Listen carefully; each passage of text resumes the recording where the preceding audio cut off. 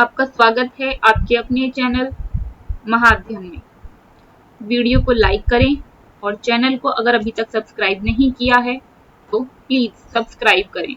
आज हम करने जा रहे हैं 8वीं कक्षा की विज्ञान की वर्कशीट नंबर 3 और आज की तारीख है 23 सितंबर।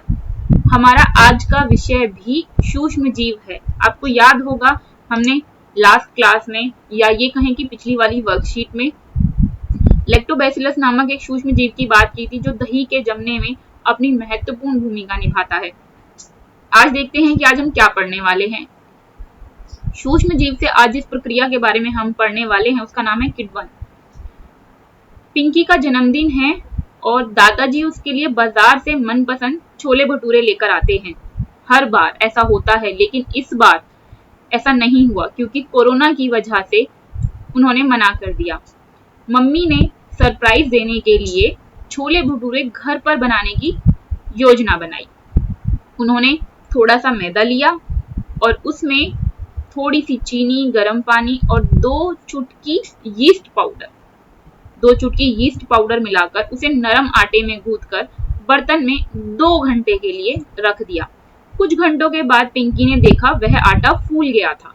मम्मी ने भटूरे बनाए। पिंकी बहुत खुश थी क्योंकि उसे उसकी मनपसंद खाने की चीज मिल गई थी। अब यहाँ पर समझने की जो बात है वो ये है कि आटा फूल क्यों गया था, उसे 2 घंटे के लिए छोड़ा क्यों गया था और उसमें 2 चुटकी यीस्ट पाउडर मिलाया क्यों गया था। तो इन सब सवालों के जवाब हमें ये वर्कशीट अब दे रही है। आटा इसलिए फूल गया क्योंकि उस आटे में मौजूद यीस्ट, जो कि एक सूक्ष्म जीव है, ने तेजी से जनन करके श्वसन मतलब होता है सांस लेने की प्रक्रिया के दौरान कार्बन डाइऑक्साइड गैस छोड़ी और गैस के बुलबुलों ने आटे में फंसकर उसे फुला दिया। इस प्रक्रिया को अगर हम आसान शब्दों में दोबारा से सोचें या समझें तो यहाँ पर यह कहा गया है कि यीस्ट नाम की जो चीज है, इसे हिंदी में हम खमीर भी कहते हैं, खमीर के नाम से भी इसे हम जानते हैं। यीस्ट को आटे में इसलिए डाला जाता है क्योंकि वह एक सूक्ष्म जीव है और वह तेजी से जनन प्रक्रिया के द्वारा श्वसन मतलब सांस लेने के दौरान वो तेजी से जनन करेगा तो उसकी संख्या बढ़ जाएगी। तो यीस्ट की संख्या बढ़ जाएगी तो जितने भी उसके अंदर सूक्ष्म जीव हैं सब सांस भी लेंगे और वो अपनी सांस से कार्बन डाइऑक्साइड छोड़ते हैं और वो जो कार्बन डाइऑक्साइड है वो आटे में फंस जाती है बुलबुलों के रूप में। और जब वो आटे के अंदर गैस भर जाएगी तो आटा फूल जाएगा। अगर आसान शब्दों में देखें तो उसके अंदर कार्बन डाइऑक्साइड गैस भर गई है और आटा फूल गया है।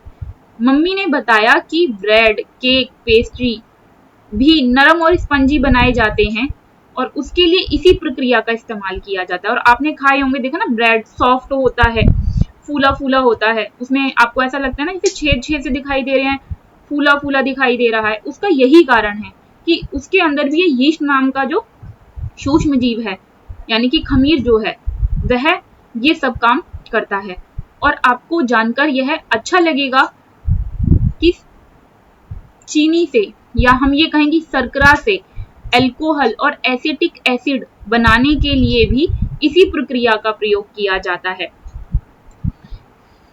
चीनी शर्करा के अल्कोहल में परिवर्तन की जो ये प्रक्रिया है इसे किण्वन या फर्मेंटेशन कहा जाता है। और इस प्रक्रिया की खोज किसने की थी? लुई पास्चर ने। कब की थी? 1857 में। यहाँ पर मैं एक और रोचक बात आपको बताती हूँ कि यीस्ट जो खमीर की हम बात कर रहे हैं ये हमें 2-3 तरह से मिलता है, जिसमें कि हम उसे गीला यीस्ट भी बोलते हैं, सूखा यीस्ट भी बोलते हैं और हम ताजा यीस्ट भी घर पर बना सकते हैं। जो यीस्ट होता है उसमें जो सूखा यीस्ट होता है उसे अच्छी पैकिंग करके रखा जाता है ताकि उसको हवा ना लगे। हवा लगने के बाद फिर वो यूज करने लायक नहीं रहेगा, इसलिए उसे अच्छे से पैक करके हम रखते हैं। यहीं पर जो हमारा गीला यीस्ट होता है उसे हम करीब 7-8 दिन फ्रीज में रख सकते हैं, इस्तेमाल कर सकते हैं, उसके बाद वह खराब हो जाता है। और ताजे यीस्ट की बनाने की प्रक्रिया होती है, अपनी एक प्रक्रिया होती है। तो देखते हैं आज हमने क्या क्या जाना।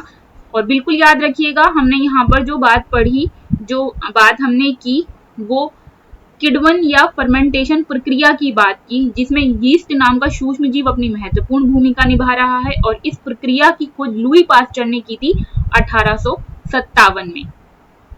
अब हम आगे बढ़ते हैं और देखते हैं हमने क्या सीखा।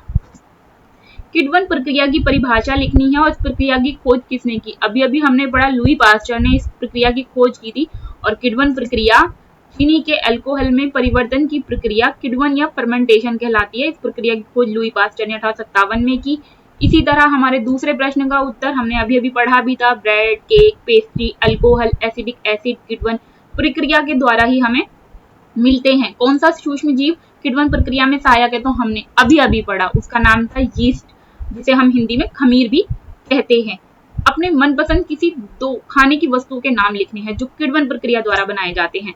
तो छोले भटूरे और केक जो दोनों ही बच्चों को बहुत पसंद होते हैं, वह हमने यहाँ पर लिखे हैं। आपका मन चाहे तो आप दूसरी चीज का नाम भी लिख सकते हैं।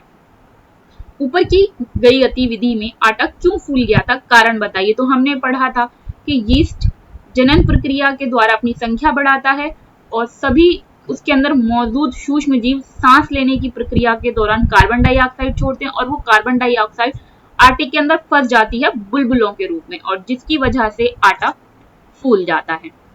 मैं उम्मीद करती हूँ आपको यह वीडियो पसंद आई होगी, आपके लिए यूजफुल सिद्ध हुई होगी।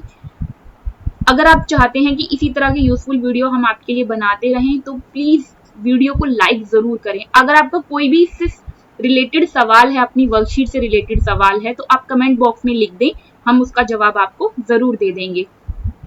हमारा उत्साह बढ़ाने के लिए अगर आपने चैनल को सब्सक्राइब नहीं किया तो प्लीज सब्सक्राइब कर दें। इन वीडियोस को बनाने में बहुत मेहनत लगती है, और इसके लिए जरूरी है कि आप हमें प्रोत्साहित करते रहें, और उसके लिए जरूरी है कि आप चैनल को सब्सक्राइब करें और बेल आइकन को प्रेस करें।